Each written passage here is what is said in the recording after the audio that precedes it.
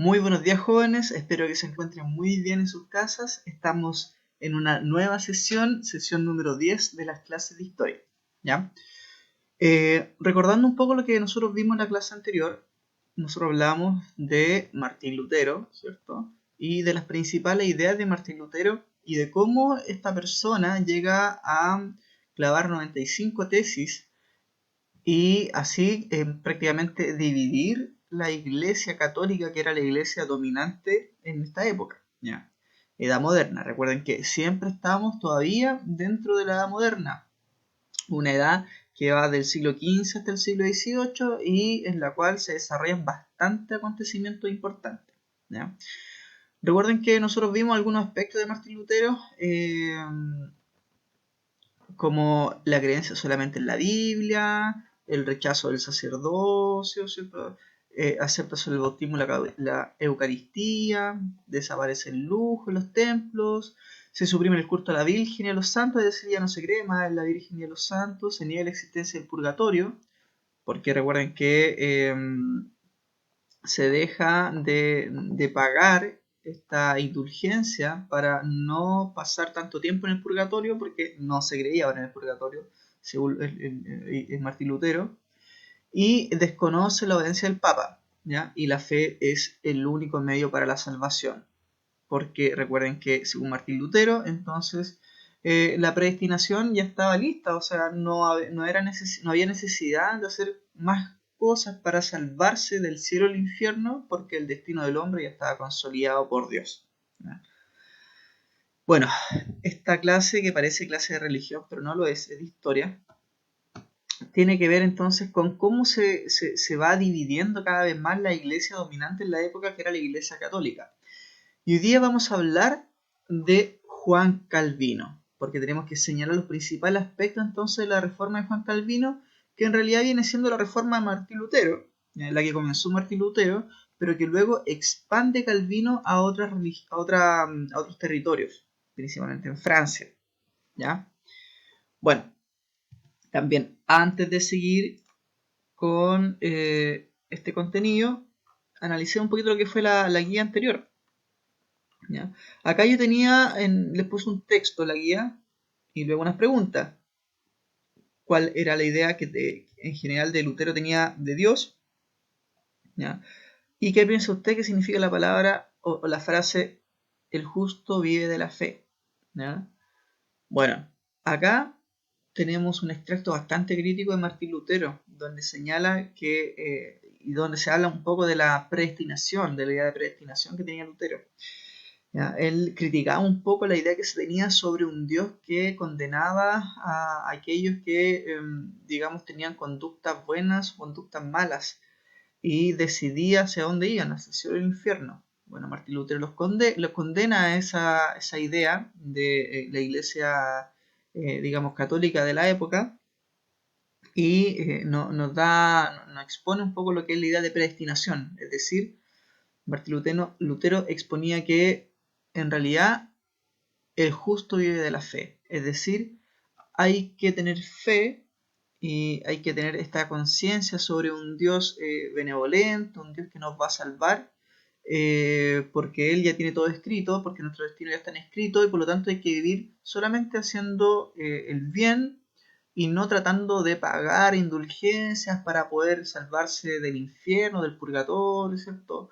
No metiéndose en todos los días en la iglesia para poder entonces salvarse de los pecados o ser perdonado, porque según Lutero entonces esto ya estaba predestinado. Solamente entonces valía la fe que uno tenía. Luego venía un vocabulario bastante sencillo que ustedes podrían haber sacado del libro o de algún diccionario de internet, donde se hablaba de cisma, que en realidad esto yo lo mencioné en bastantes oportunidades, que un cisma es un quiebre, ¿ya? Por lo tanto la reforma protestante es un cisma en la religiosidad. Una bula. Una bula es un documento que es firmado, ¿cierto?, y avalado por el Papa, es sellado, entonces generalmente eran documentos secretos muy importantes. Eso es una bula. Vamos a hablar de la bula más adelante, por ejemplo, de las bulas intercaleteras, que tiene que ver con los documentos que se firman para hacer tratos por ejemplo, de territorios, ¿ya? Este territorio le pertenece a tal reino, este a otro, y se sella entonces por el Papa principalmente. Un concilio. Un concilio es una reunión de obispos, ¿ya? O personajes eclesiásticos pertenecientes a la iglesia.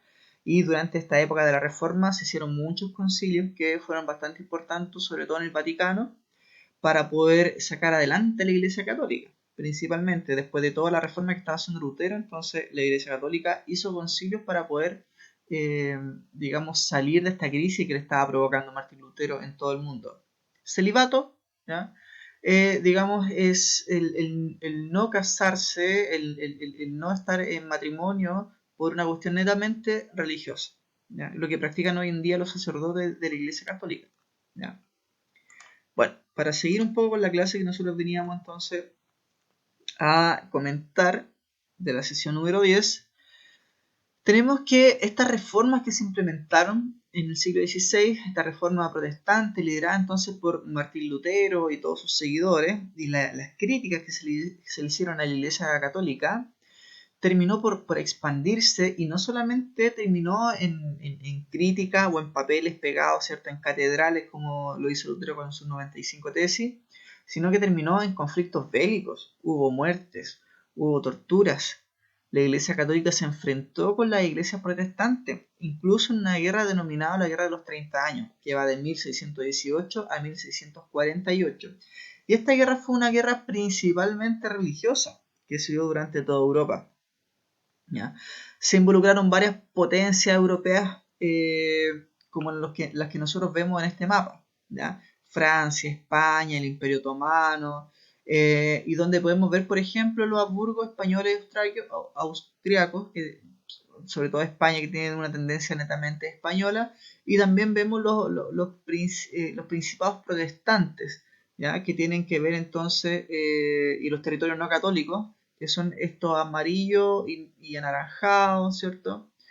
Que se enfrentaron entonces por esta guerra, digamos, religiosa.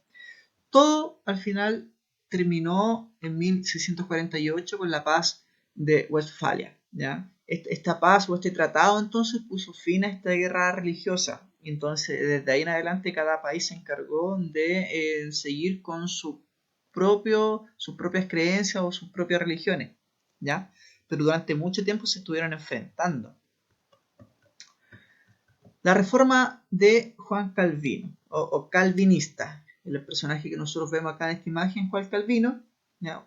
Uno, digamos, más bien dicho, el segundo personaje más importante después de Martín Lutero en todo esto que fue la reforma. Y Juan Calvino viene a seguir un poco lo que planteaba Martín Lutero, sobre todo la idea de predestinación. El Dios ya tiene de antemano entonces escrito quiénes se salvarán y quiénes serán condenados. Por lo tanto, no hace falta comprar indulgencia. Recuerden lo que era la indulgencia, era esta carta que a mí me perdonaba de los pecados y por lo tanto podía permanecer menos tiempo en el purgatorio, ¿ya? Pero recuerden que según Lutero y ahora según Juan Calvino, esta idea de pagar por indulgencias para ser perdonado no era necesario, porque ambos coinciden en la idea de predestinación. El hombre Dios más bien tiene destinado al hombre, ¿ya? El destino del hombre. Por lo tanto, no es necesario hacer nada al respecto, solamente seguir con la fe. No, nada de lo que haga le servirá para cambiar ese destino. El hombre ya está condenado a su destino, según entonces los protestantes. Bueno, la predicación, la plegaria, oración, el canto, los salmos eran los únicos cultos permitidos en su iglesia pura y espiritual, ¿ya? Sus integrantes, esto es bien importante, sus integrantes tienen una moral y laboriosidad intachable. Le dan valor a las actividades de la banca condenadas por la Iglesia Católica. Solo eran bien vistas si éstas eran para la gloria de Dios. Ya, esto es súper importante, porque la Iglesia Protestante dio por primera vez cabida a el lucro, ¿ya? El lucro y a los negocios de la banca. ¿Qué es el lucro? Es sacar provecho o ganancia de alguna actividad económica, ¿ya? Esto en algún momento estaba prohibido por la Iglesia Católica, siempre y cuando no fuesen, digamos, no fuesen negocios de la propia iglesia. Si eran negocios del Vaticano, si eran negocios de la iglesia, entonces no estaba prohibido. Pero si otras personas ejercían, digamos, negocios en la banca y no eran parte de la iglesia, entonces sí estaba prohibido porque era considerado pecado, sobre todo por el lucro, ¿ya? Por sacar más ganancias de lo correspondido por la iglesia católica, porque eso quería decir que en realidad una persona estaba ganando más dinero y no estaba dejando entonces lo correspondiente a la iglesia católica. Por eso muchos comerciantes de la banca, mercaderes, muchos fueron, digamos, acusados por la iglesia católica, condenados incluso por el lucro, pero ahora el protestantismo daba cabida a que muchas de las personas pudiesen comercializar y dedicarse a los negocios de la banca, del lucro. Por lo tanto, eso dio cabida también para que muchos burgueses, recuerden que un burgués era una persona que se dedicaba principalmente a los negocios, la burguesía es una clase social que viene desde la Edad Media y se encargaban ahí de vender sus productos como pequeños artesanos, pero ya cada vez eran personas con un nivel económico bastante, digamos, más alto. Entonces los burgueses se vieron muy atraídos por esta religión porque dijeron, claro, aquí me están permitiendo lucrar, me están permitiendo meterme en la banca para, digamos, hacer crecer mis negocios. Por lo tanto, es una religión que es muy conveniente para mí como burgués. Eso hizo que el protestantismo creciera mucho durante esta época, ¿ya? El protestantismo o este cisma de la Iglesia Católica hizo que se formaran otras religiones que derivan todas de esta reforma protestante. Los presbiterianos, que están principalmente en Escocia y los Países Bajos, los hugonotones, que se dan en Francia y en Europa, que en realidad son los calvinistas, y se les hizo llamar así a los calvinistas en Francia, y los puritanos en Inglaterra. Y déjenme contarles una historia que en realidad es bastante anecdótica de cómo se formó el anglicanismo en Inglaterra. Ya también un derivado de la Iglesia Católica, también una religión protestante, muy crítico del catolicismo. Y todo nace por Enrique VIII. ¿Ya? Enrique VIII, entonces, defensor de la fe, así era apodado. Imagínense el título que tenía, defensor de la fe. Sus ideas cambiaron no por ser partidario de los postulados protestantes, sino que como principal causa se encontraba su decisión de divorciarse de Catalina de Aragón para casarse con Ana Bolena. Háganse la siguiente pregunta. ¿La Iglesia Católica en este tiempo, pleno siglo XVI, hubiese permitido un divorcio? ¿Mm? ¿Hubiese permitido que un rey se divorciase de su esposa Catalina de Aragón? Bueno, la respuesta es bien sencilla y me imagino que todos están pensando lo mismo, es no, la iglesia no permitía un divorcio. Por lo tanto, ¿qué hizo Enrique VIII? Enrique VIII decidió entonces no tomar en cuenta la iglesia católica y se proclamó único jefe espiritual y temporal de todos los ingleses, desconociendo entonces la autoridad, del Papa. Es así entonces como el anglicanismo no nace más bien por un asunto de fe, sino que por una cuestión amorosa, ¿ya? Por querer divorciarse y porque la iglesia no aceptó eso, entonces el rey se volcó a un crítico, digamos, de la iglesia católica y creando entonces esta nueva iglesia protestante. Para terminar entonces vamos viendo cómo eran las zonas que ocupaban en Europa las principales iglesias. ¿Ya? Teníamos por ejemplo la zona de dominio católico, que son las más todavía, ¿cierto? Son un amplio territorio europeo. La zona de dominio luterano, como las vemos acá, la de dominio calvinista, acá, ¿cierto? Y la zona de dominio anglicano y otras religiones.